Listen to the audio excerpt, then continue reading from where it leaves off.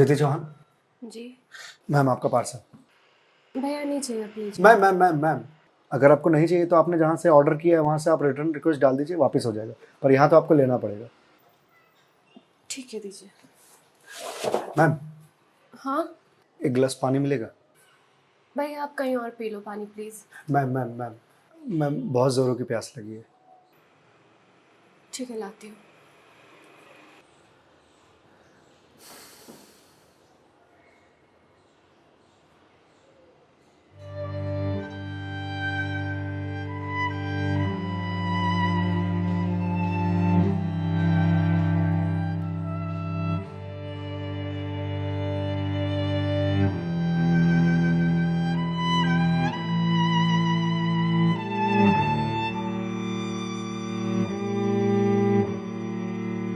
लीजिए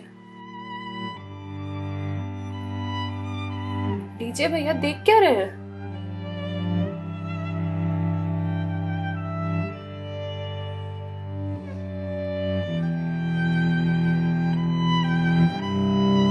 मैम आपको कोई दिक्कत है? मतलब आप किसी परेशानी में हैं? भैया पानी पीकर ग्लास दीजिए आप। मैम छोटा मुंह बड़ी बात कह रहा हूँ, पर अगर आप किसी परेशानी में हैं तो आप मुझे बता सकती हैं। भैया आप पानी पीजिए, ज्यादा समाज से भी मत बनिए। मैम दुख बांटने से कम होता है। अच्छा, और आपको किसने कहा कि मैं दुखी हूँ? मैम अगर आप दुखी नहीं हैं तो फिर वो फंदा क्यों लगा रखा है?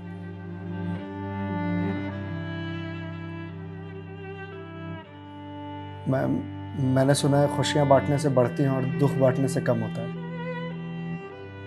मैम बड़े से बड़ा दुख कम हो जाता है अगर आपके पास कोई सुनने वाला हो। मैम प्लीज़ मैम रोइए मत मैम। मैम देखिए ये तो मुझे नहीं पता कि आपको क्या परेशानी है, पर अगर आप मुझे बताएंगे तो शायद मैं कोई सॉल्यूशन निकाल पाऊँ। नहीं, कोई मेरे लिए कुछ नहीं कर सकता। मेरे पास अब मरने के अलावा कोई ऑप्शन नहीं है। मैम ऑप्शन तो ढूंढने से मिलता है ना। आप एक बार मुझे बताइए ना, शायद मैं कोई जीने का ऑप्शन ढूंढ पाऊँ आपके लिए। क्यों बताऊं तुम्हें? क्या कर लोगे तुम? मैंने बोला ना, मेरी हेल्प कोई नहीं कर सकता है। मैम आप अगर मुझे नहीं बताएंगे तो मैं वैसे भी कुछ नहीं कर पाऊंगा, पर अगर आप मुझे बताएंगे तो शायद मैं कोई हल निकाल पाऊं। और अगर कोई हल नहीं निकला तो आप तो वैसे भी सुसाइड करने जा रही थी, तो जाने से पहले अपना दुख मुझे बताते जाइए प्लीज।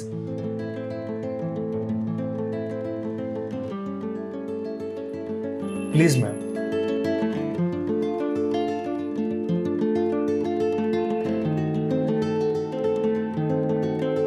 मैं ईएमआईज़ के चक्कर में फंस चुकी हूँ। मतलब मैम?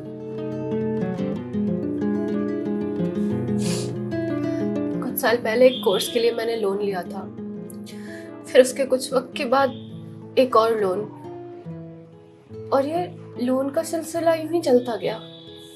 इस महंगाई के जमाने में पैसे की जरूरत तो हर किसी को पड़ती है, मुझे भी थी।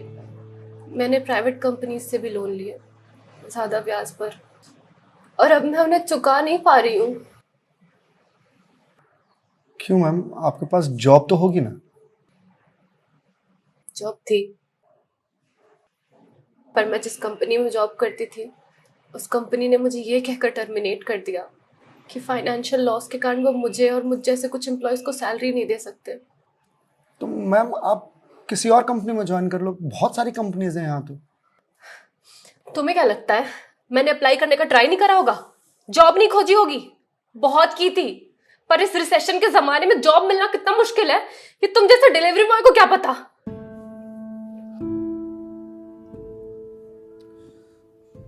आई एम सॉरी मैम, शायद आप सही कह रही हैं, मुझे इस बारे में कोई जानकारी नहीं। जॉब जाने के बाद मेरे से चीजें हैंडल नहीं हो रही हैं। बैंक से रोज कॉल्स आते ईएमआईज भरने के लिए, और प्राइवेट कंपनी वाले फोन कर कर के धमकियां दे रहे हैं। मैं इस लोन के जंजाल में फंसती चली जा रही हूँ, और अब मेरे पास सुसाइड के अलावा कोई और ऑप्शन नहीं है। मैम ऑप्शन क्यों नहीं है? आप ये बात अपने घर में बता सकती हैं, अपने पापा को बता सकती हैं। नहीं, मैं ये बात अपने पापा को नहीं बता सकती। क्यों मैम? मेरे पापा रिटायर हो चुके हैं, उनके ऊपर पहले से घर की बहुत रिस्पॉन्सिबिलिटीज है। वो मेरी शादी के लिए पैसे भी जोड़ रहे हैं। मैं उनसे किस मुंह से पैसे मांगू? मुझे पढ़ाने के लिए, बाहर भेजने के लिए उन्होंने ना जाने रिश्तेदारों से कितने ताने सुने होंगे। और अब जब मैं उन्हें ये जाकर बोलूंगी तो लोग क्या कहेंगे? मैम पैसे आपको अपने पापा से मांगने हैं या लोगों से? पापा से लेने हैं। तो फिर अब लोगों का क्या है? लोगों का तो काम है कहना, वो तो कहते रहेंगे। पर मैं किस मुंह से जाके अपने पापा को ये बोलूं? किस मुंह से मांगू पैसे उनसे? जिस उम्र में मुझे उनका बोझ उतारना चाहिए, सहारा बनना चाहिए, उस उम्र में मैं उन पे ही बोझ बनूं?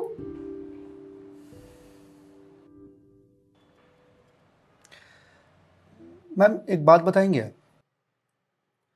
बचपन में आपके सबसे फेवरेट चीज क्या थी? बचपन में मुझे साइकिल का बहुत शौक था। तो मैम आपको साइकिल किस एज में मिली थी? यही कोई 8 साल की होंगी मैं। तो साइकिल तुरंत मिल गई थी आपको? नहीं, पापा तो मान ही नहीं रहे थे। बोल रहे थे गिर जाएगी, चोट लगा लेगी। तो फिर कैसे साइकिल मिली? बहुत जिद की थी मैंने, बहुत। खाना पीना सब छोड़ दिया था। तो मैम साइकिल के लिए जो जिद किया आपने, तो शर्म आई होगी आपको? तो मुझे मुझे क्यों शर्म आएगी? पापा है वो मेरे, उनसे जिद नहीं करूंगी तो किससे जिद करूंगी? तो मैम जब बचपन में साइकिल के लिए जिद करने में शर्म नहीं आई तो अब क्यों आ रही है? मैम अभी आपने कहा कि आपके पापा आपकी शादी के लिए पैसे जोड़ रहे हैं, और आप तो यहाँ सुसाइड कर रही हो। तो वो उन पैसों का क्या करेंगे? या उन्हें ये जानकर बहुत खुशी होगी कि उनकी बेटी ने शादी का बोझ हल्का कर दिया उनके सिर पर से। मैम आपको मालूम है, हमारे जनरेशन की दिक्कत यही है कि हम अपने आप को इतना बड़ा समझ लेते हैं कि हम अपने पेरेंट्स से ही अपनी बात छुपाने लगते हैं। कभी ये कहकर कि पापा मम्मी नहीं समझेंगे, या कभी ये कहकर कि मैं उन्हें परेशान नहीं करना चाहती, या कभी ये कहकर कि हम दोनों की सोच नहीं मिलती है। एक बार आप अपनी दिक्कत अगर अपने पेरेंट्स से शेयर कीजिएगा ना, तो आपको जीवन में फिर कभी सुसाइड करने की जरूरत नहीं पड़ेगी, या मेरे जैसे किसी अनजान से अपनी बात शेयर करने की जरूरत नहीं पड़ेगी। प्लीज मैम एक बार शेयर करके देखिए। उनसे बेहतर दोस्त इस दुनिया में कोई नहीं हो सकता। प्लीज मैम एक बार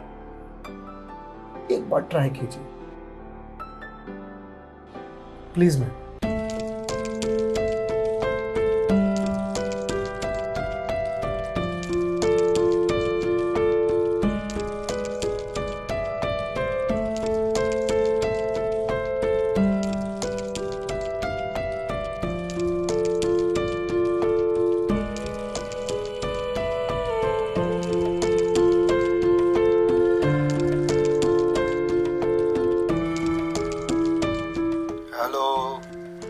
हेलो पापा।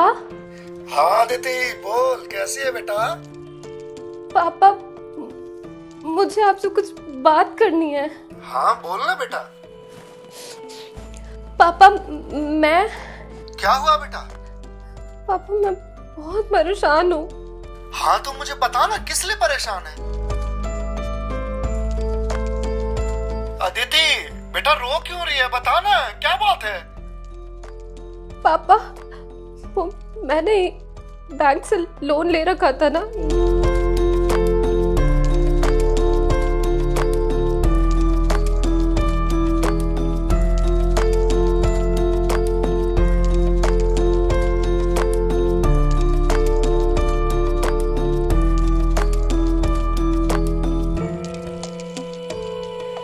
देख बेटा, जो हो गया सो हो गया, तू चिंता मत कर, मैं हूं ना, जिंदा है, मैं काम करता हूँ, मैं कल ही तेरे पास आता हूँ, तो बिल्कुल भी चिंता मत कर। हाँ पापा, आप प्लीज आ जाइए। देखा मैं, आपके पापा आपके एक फोन पर यहाँ आने को तैयार हो गए और आप इतने दिनों से अकेले सफर कर रहे थे। मैम, मम्मी पापा से बढ़िया दोस्त कोई हो ही नहीं सकता।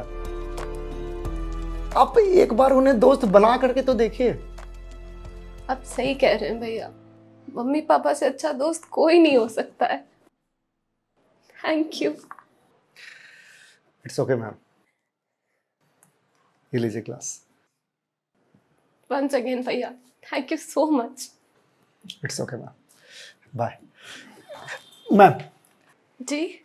मेरे पास आपके लिए कुछ है, यहीं रुकिएगा, मैं थोड़ी देर में आता हूँ।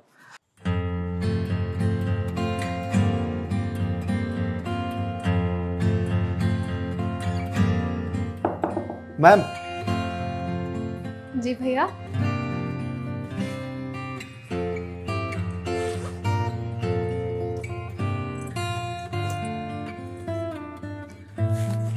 मैम, ये आपके लिए। भगवत गीता? जी मैम। मैम, 2020 का साल मेरे लिए बहुत बुरा था। कोरोना में मेरी जॉब चली गई। पहले के कुछ महीने जो थे वो तो सेविंग्स से निकल गए, लेकिन उसके बाद के कुछ महीने बहुत ज़्यादा टफ था। मेरे ऊपर भी आपके ही तरह बहुत सारे EMIs थे जो मैं पे नहीं कर पा रहा था, जिस वजह से मैं बहुत परेशान था और सुसाइड करने की सोचने लगा था। और एक दिन तो सुसाइड करने निकल भी गया था, लेकिन पापा ने मुझे पकड़ लिया। पहले तो बहुत डांटा,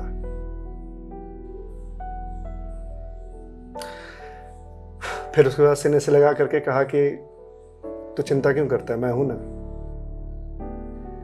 उन्होंने ही मेरे सारे बिल्स पे किए और उसके बाद ये भगवत गीता दिया मुझे और बोला, बेटा जीवन में जब भी कोई परेशानी आए, किसी चीज का हल ना मिले तो ये पढ़ लेना। इसमें जीवन की सारी परेशानियों का हल तुझे मिल जाएगा।